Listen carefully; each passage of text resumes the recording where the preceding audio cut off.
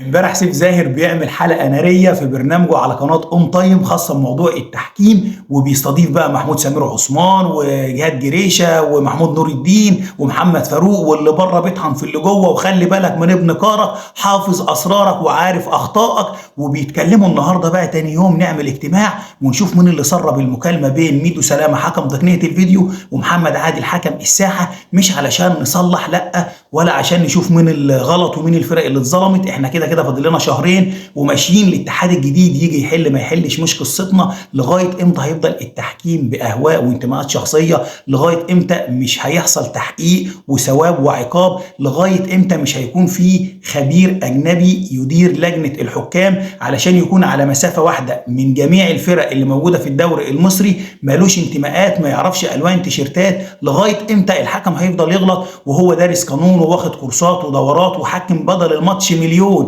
وقدامه فيديو بيشوف الكرة من اكتر من كادر ومن اكتر من زاوية، وبرضه يجامل فريق على حساب فريق ويغلب عليه الانتماء والمصلحة الشخصية؟ لغاية امتى هنشوف الحكام بالطريقة دي؟ ولغاية امتى اللي بره هيطحن اللي جوه ومش هيساعده ويديله جو وبيئة ملائمة علشان ينجح؟ الحل هو في الاجنبي، علشان الخواجة ما يعرفش الوان تيشيرتات، الخواجة هو اللي هيجي يطبق القانون، بس احنا نساعده ونهيئ له جو مناسب للنجاح.